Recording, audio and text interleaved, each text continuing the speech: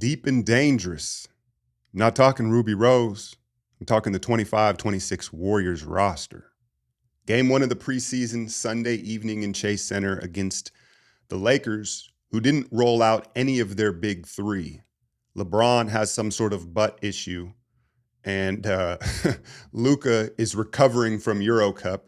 And I don't know what's wrong with Austin Reeves, but I think really what it represents is a difference in strategy headed into the season, where the Lakers are like, listen, we know about our high-end talent.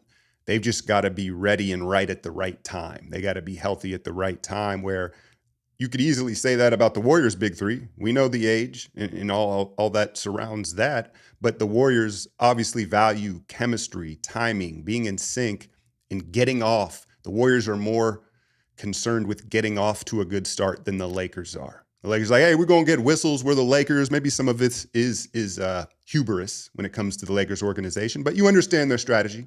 They're not going to play LeBron. Fine. But Luka and Reeves, I thought you might see them. Either way, we get our first look at this new look Warriors team. Is it a new look team? There are some new wrinkles, right? And Steph right away is in midseason form. Vando, I was a little nervous the way, Vando being Vando is picking him up full court, being super aggressive and physical, and it didn't bother Steph one bit. And he looked, I'll say, there's at year 17, how many steps or different things are going to change. But what I'd say with his dribble, he looked lower, stronger, more compact, dealing with the ball pressure, and he did what he wanted. He's shooting drifting away 28-foot threes, and Steph looked like Steph. And that first and foremost is everything. We understand that. Look, everyone needs a good belt. The issue is not every belt goes with every outfit. And then let's be honest, depending on the time of the year, your waist may not go along with that belt. You end up punching in other holes and trying to fit it, and it's sloppy. That's where Anson Belts comes in.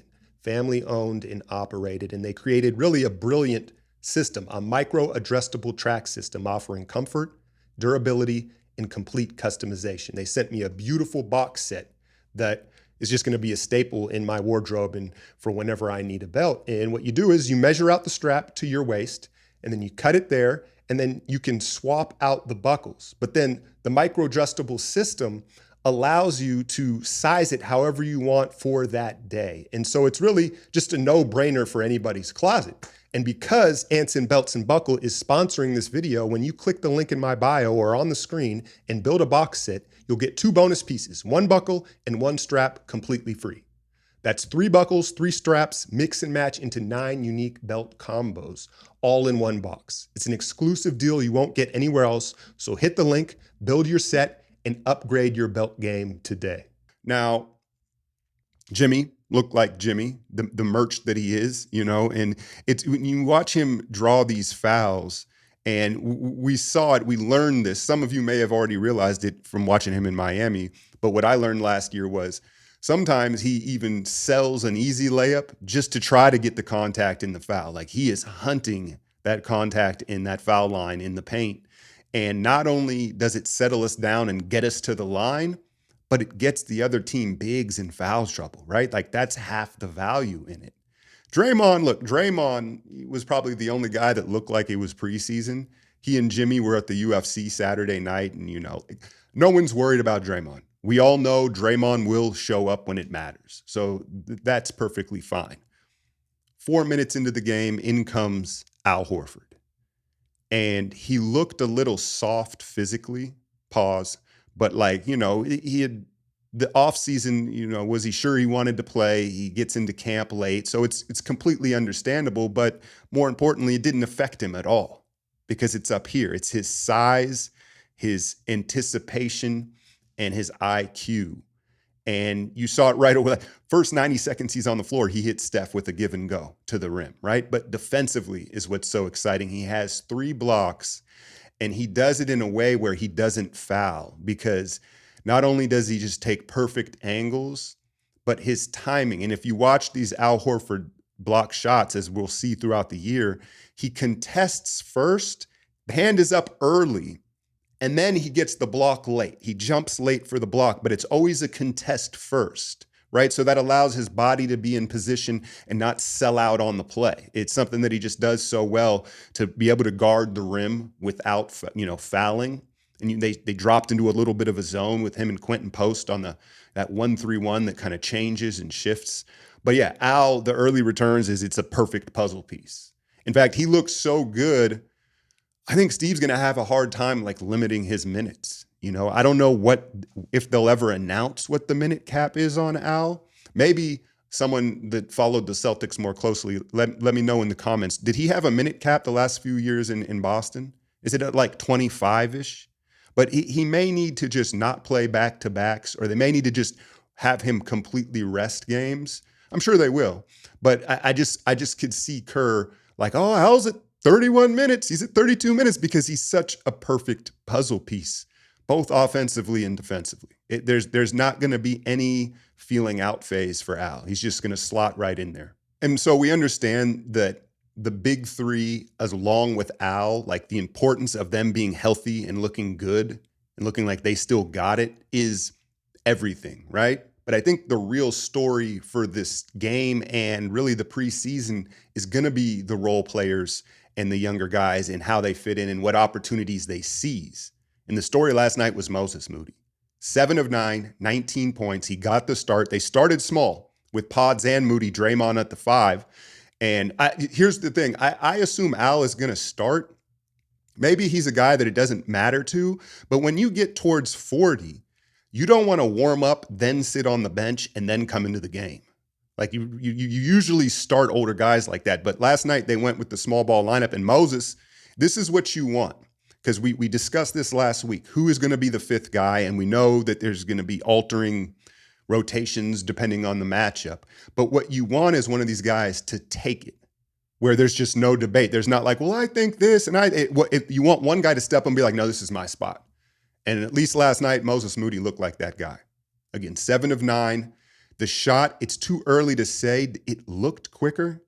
And I think confidence can do that. I don't think he's removed the dip. I think it was the fluidity in which he took it and the confidence that made it look quicker, right?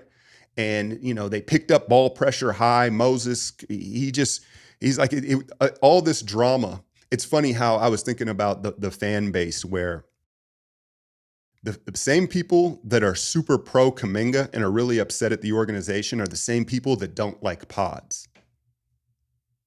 I'm going to leave it at that, right? But all this drama and all this attention on Kuminga and the hate towards Pods, right or wrong, what if it's Moses who steps up and is like, no, I'm the fifth starter.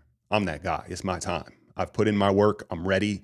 And he looks like he's entering his physical prime. Is he 23, 24, where physically, it's just coming together. It's coming together. One game, but, I think Mo was the standout. And then let's go to Kuminga. He comes off the bench. He's second off the bench after Al, a little later in the first quarter. And listen, I know that it's such a hot button topic and people are upset.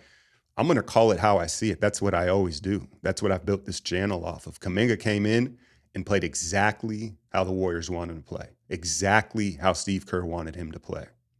What I liked was, I have to look. I don't know how many minutes he played with Jimmy. It didn't feel like he was on the floor with Jimmy at all. But they gave him the Jimmy touch in that short corner, like, and that mid-range area where he gets to go to work. And I love that. Like, you got to meet him halfway a little bit.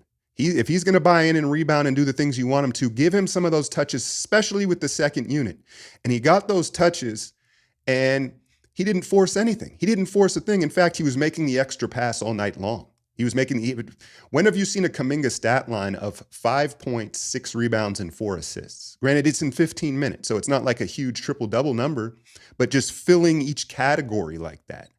It was impressive to see, and it just made me wonder if, despite all the turmoil of this contract dispute and the bridges have been burned and all this stuff, that's what it looks like, right? If somehow it's kind of eased his mind to get, a relatively big first payday.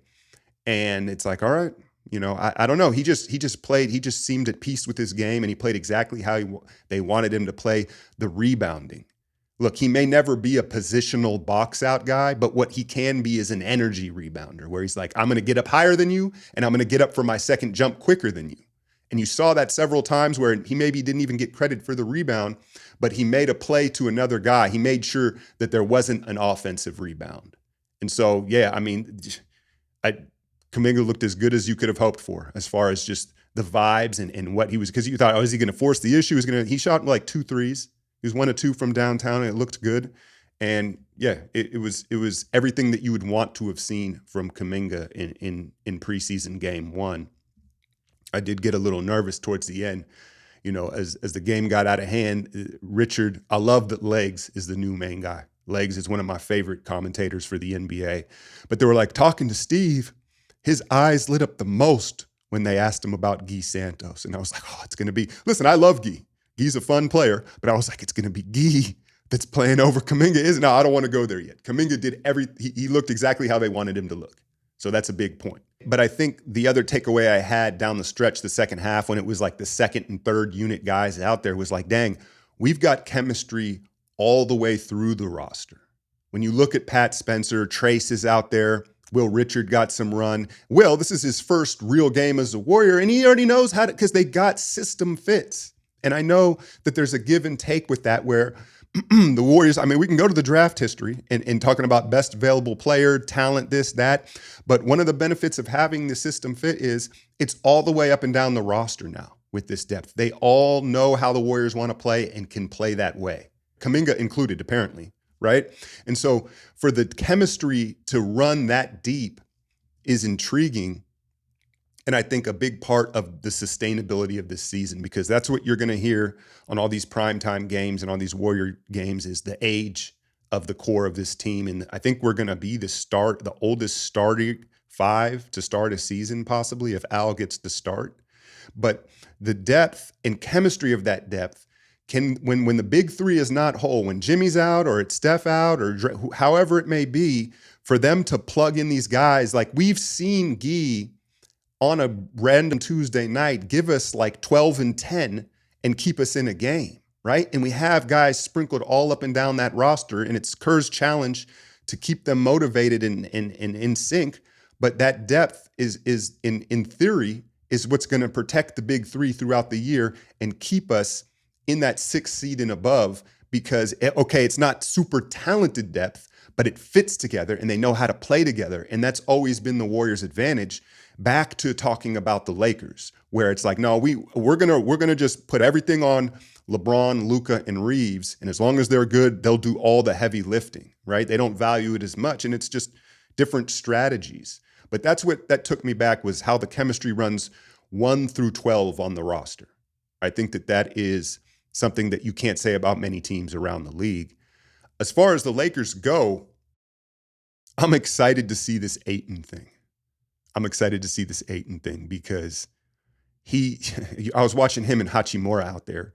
I don't know how many minutes JJ can play them together in the front court. Like their IQ, their collective IQ is less than LeBron. But that's not a good example because LeBron's IQ is high. But I don't know, man. I don't know. And he's just such a finesse, soft guy. And what happened in the past, they kept talking about him being a willing roller to the rim, and Luka wants a roll man, right? The thing is, Ayton, and the irony is he's got good hands, but he wants to softly finish everything. He's a jump shooter, and he wants to lay it over the rim and float this and float that. And what's happened in the past is, when you remember the CP3 book, wherever he's been, eventually throughout a season, the ball handlers get fed up with how soft he rolls and tries to finish, and they stop trying to hit him on the roll.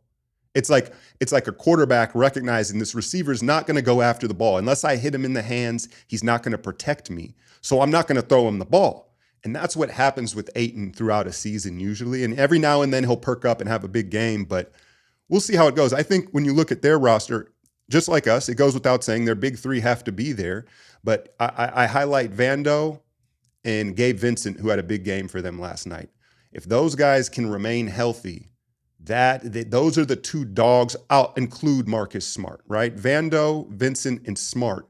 Those are the 3 hustle energy dogs, gritty players that they need to balance out this roster. The problem is, when you're looking at all 3 of those guys, it's not like, oh, they're coming off an injury.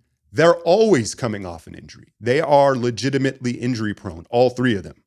And so how they, is going to take some luck, maybe some load management, but I think that those are the three key role players for the Lakers. But all in all, man, I mean, they looked about as good as you could hope for. Steph in midseason form, Moses looking like he's ready to snatch the starting spot. Al, a seamless puzzle piece. Kuminga looks like nothing's happened. He's like, oh, this is how you wanted me to play. This is how I'll play, right? We'll see. It's just one game, but the early returns have to have you excited. I have a full breakdown of this game on my Patreon. I'll put the link in the description. There'll be a breakdown of every Warrior game the next day where it's full highlights, it's commentary, it's X's and O's, it's comedy, it's stuff you ain't gonna say on YouTube, and it's my best work. So that's the best way to support the channel. They'll be back Wednesday with preseason game number 2. I love that they've compacted the preseason. You only need 4 or 5 of these things, but we're back. Right? I think we're all ready for this, and it looks like we have a real chance. You saw Steph in that interview at the beginning of the game. He was like, "We've got a chance." It was so serious, right? It wasn't just like, "Hey, man, we got a chance. If we do what we can do, we got." He was like, "We got a chance. We got a chance this year," and I think we can all feel that, right? Hit that like, share, and subscribe. I'm out, y'all.